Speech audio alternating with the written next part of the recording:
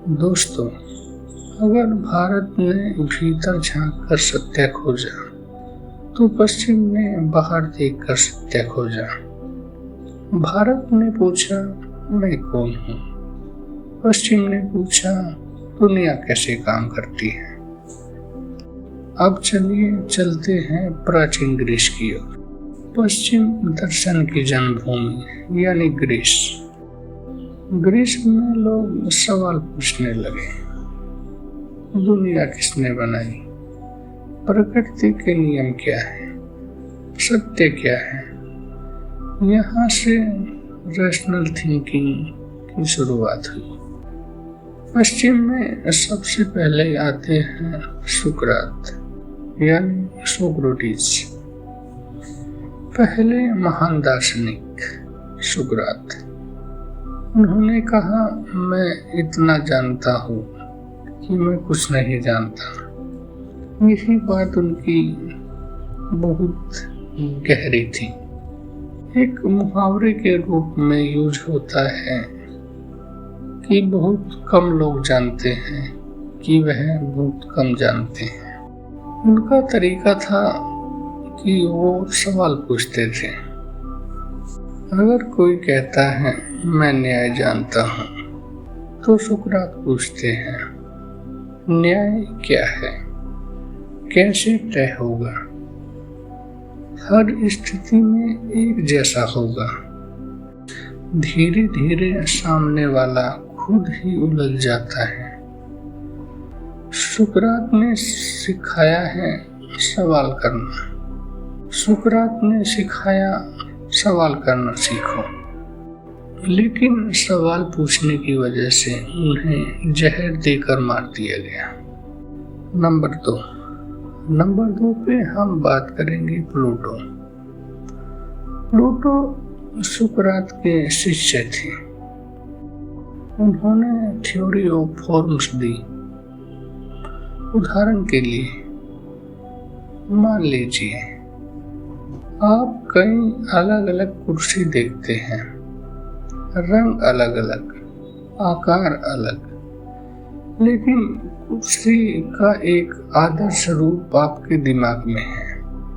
प्लेटो कहते हैं, इस दुनिया की हर चीज का आदर्श रूप, प्लेटो कहते हैं, इस दुनिया की हर चीज उस आदर्श रूप की नकल है। यानी असली सत्य इस भौतिक दुनिया में नहीं है। उनका कहने का मतलब है कि जो हम देखते हैं या जो हम मानते हैं, वो असल में वह नहीं होता। कुर्सी को हमने नाम दिया है कि यह कुर्सी है, लेकिन असल में वह क्या है ये हमें नहीं पता। नंबर तीन पर आते हैं अरस्तु। अरस्तु प्लेटो के शिष्य हैं। उन्होंने कहा, सत्य इसी दुनिया में है। उदाहरण के लिए, अगर आपको पेड़ समझना है तो उसे देखो, छुओ, अध्ययन करो। अरस्तु ने लॉजिक और विज्ञान की नींव रखी। आज भी तर्कशास्त्र उन्हीं के आधार पर है। अब हम बात करेंगे मध्यकालीन दर्शन पर। इस दौर में धर्म का प्रभाव बढ़ गया। दर्शन का काम था ईश्वर को तर्क से सिद्ध करना। उदाहरण के लिए, अगर हर चीज का कारण है, तो पहला कारण कौन है? उत्तर ईश्वर। यही विचार बहुत प्रचलित हुआ। अब आते हैं एक क्रांतिकारी विचार पर, यानी आधुनिक दर्शन की शुरुआत। रेने डेस्कार्टस। उन्होंने कहा, मैं सोचता हूँ इसलिए मैं हूँ। उदाहरण के लिए, मान लीजिए सब कुछ झूठ है, दुनिया एक भ्रम है, लोग नकली हैं, लेकिन एक चीज पक्की है, आप सोच रहे हैं, इसलिए आप मौजूद हैं। यहाँ से आधुनिक दर्शन शुरू हुआ। अगला नंबर है हमारा जॉन लॉक का। जॉन लॉक, उन्होंने कहा बच्चा जन्म के समय कोरा कागज है। उदाहरण के लिए अगर बच्चा जंगल में पलेगा उसकी सोच अलग होगी, अगर स्कूल में पलेगा उसकी सोच अलग होगी। मतलब अनुभव हमें बनाता है, हम वह नहीं होते, हमें अनुभव से हम बनते हैं। अगले फिलोसफर हमारे आते हैं इमैनुअल कांट।